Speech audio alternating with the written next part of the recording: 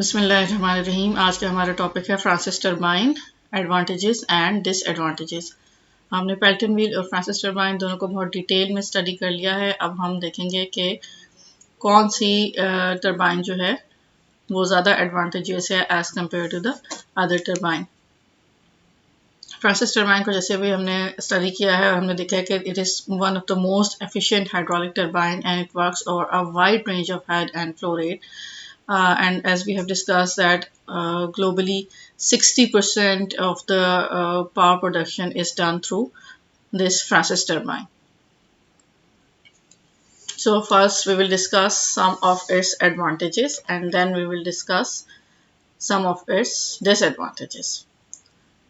Now starting with advantages, the Francis turbine claims the following advantages over Pelton wheel. Number one, in Francis turbine, variation in operating head can be more easily controlled. Number two, the operating head can be utilized even when the variation in tail water level is relatively large when compared to total head. जब हम Francis turbine की बात कर रहे होंगे उसको हम देखें तो अगर उसमें हेड में कोई वेरिएशन आती है तो उसको हम इजीली कंट्रोल कर सकते हैं as compare to Pelton wheel. इसी तरीके से अगर टेल वाटर लेवल के अंदर कोई चेंजेस आ रही है जिसकी वजह से जो हेड हमने यूटिलाइज करना है उसके अंदर कोई चेंजेस आती हैं तो वो फ्रांसिस टरबाइन के अंदर इजीली मैनेजेबल है क्योंकि फ्रांसिस टरबाइन एक वाइड रेंज ऑफ हेड्स के अंदर ऑपरेट कर सकती है as compare to Pelton wheel. Number 3, the mechanical efficiency of Pelton wheel decreases faster with wear than Francis turbine. अगर मैकेनिकल एफिशिएंसी की टर्म्स में हम बात करें तो Pelton wheel with the passage of time उसकी वेयर एंड टियर ज़्यादा है as compare to Francis turbine. So in the long run in terms of mechanical efficiency, Francis turbine is preferable as compared to Pelton wheel. Number 4, the size of runner, generator and powerhouse required is small and economical if Francis turbine is used instead of Pelton wheel for same power generation. जैसे आपने Pelton wheel की construction देखी उसमें एक large casing require होती है क्योंकि उसका जो रनर है पेल्टन व्हील का वो बहुत ह्यूज होता है. उसको इनक्लोज करने के लिए स्पेशस को अवॉइड करने के लिए एक बहुत लार्ज केसिंग रिक्वायर होती है और लार्ज एरिया रिक्वायर होता है. जबकि अगर फ्रांसिस टरबाइन आप यूज़ कर रहे हैं तो इसमें रनर का साइज स्मॉल होता है. इसी तरह से इसका जो कंप्लीट पैकेज है इसमें जनरेटर है या पावर हाउस वगैरह आपने लोकेट करना है उसके लिए स्मॉल एरिया स्मॉल साइज आपको चाहिए होगा और इस तरीके से फ्रांसिस टरबाइन आपको इकोनॉमिकल होगी आपके लिए इंस्टेड ऑफ पेल्टन व्हील अगर सेम पावर जनरेशन की आपने बात करनी है तो ये कुछ एडवांटेजेस थे फ्रांसिस टरबाइन के ओवर पेल्टन व्हील. लेकिन जहां इसके कुछ एडवांटेजेस हैं वहीं पे इसके कुछ डिसएडवांटेजेस भी हैं जिनको हम वन बाय वन डिस्कस करेंगे.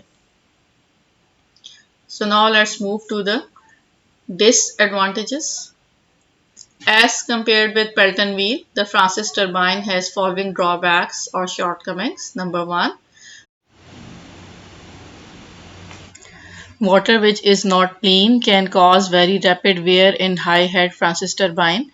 ऐसे केस में जब वाटर इम्प्योर होगा उसमें कोई डेब्रिस वगैरह शामिल होगा कोई इस तरीके का मटेरियल होगा जो कि वेयर एंड टियर कॉज कर सकेगा. ऐसे सिनेरियो में फ्रांसिस टरबाइन को यूज़ नहीं करेंगे. वहाँ पे पेल्टन व्हील एडवांटेजेस है क्योंकि जो भी उसके अंदर डेब्रिस या सस्पेंडेड मैटर या कोई भी ऐसा मटेरियल जो कि वेयर एंड टियर कॉज कर सकता है उसे फ्रांसिस टरबाइन ज़्यादा सीरियसली मुतासिर हो सकती है. उसकी एफिशिएंसी उसकी मैकेनिकल एफिशिएंसी पे असर पड़ सकता है as compared to Pelton wheel. तो ऐसे केस में where water is not clear, where water is impure, we will prefer Pelton wheel as compared to Francis turbine. 2. The overhaul and inspection is much more difficult comparatively. आपने देखी हुई है construction Pelton wheel की भी और Francis turbine की भी. Pelton wheel की केसिंग है एक ह्यूज और उसके अंदर रनर ओपन आपको नज़र आ रहा होता है उसको आप इजीली उसकी मेंटेनेंस कर सकते हैं. जबकि फ्रांसिस टरबाइन का जो रनर है वो उसकी स्पायरल केसिंग के अंदर इनक्लोज्ड है इसलिए उसको डिसमेंटल करना और उसको रिपेयर करना या उसकी इंस्पेक्शन करना एक डिफ़िकल्ट टास्क होगा as compare to Pelton wheel. Number 3, cavitation is an ever present danger. Cavitation को हमने डिस्कस किया है कि कैविटेशन एक फिनोमेना है जो टरबाइंस को डैमेज कर देता है जब प्रेशर डिफरेंस होता है, स्पेशली एट एग्जिट साइड। तो वहाँ पे हम ड्राफ्ट ट्यूब लगा के इसको ओवरकम करने की कोशिश करते हैं, लेकिन this is an ever present danger in case of Francis turbine and this is not present in case of Pelton wheel. Number 4, the water hammer effect is more troublesome with Francis turbine. What is water hammer effect? जब भी किसी flowing liquid को अगर suddenly stop किया जाए, उसके वे में कोई बैरियर आ जाए, उसको सडन ब्लॉकेज आए, सडन उसको पैसेज को ब्लॉक किया जा रहा है, उसकी मोशन को स्टॉप किया जा रहा है, तो एक हाइड्रोलिक सर्ज या हाइड्रोलिक शॉक क्रिएट होता है जिसको वाटर हैमर कहते हैं। और वाटर हैमर की इफेक्ट की वजह से आपके जो टरबाइन है, जो आपका पूरा पावर प्लांट का जो सिस्टम है वो सिवियरली डैमेज हो सकता है। So this water hammer effect is more troublesome in Francis turbine as compared to Pelton wheel.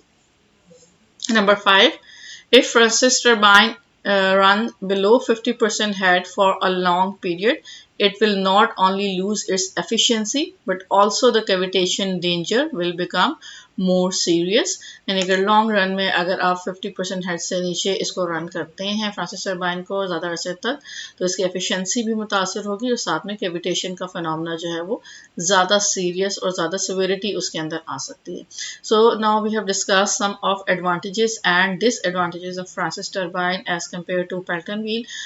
जो भी आपका सिनेरियो है उसको सामने रखते हुए आपने सारे पॉइंट्स को माइंड में रखते हुए कंसिडर करना होगा कि आपने कौन सी टरबाइन को अडॉप्ट करना है उस पर्टिकुलर सिचुएशन के लिए।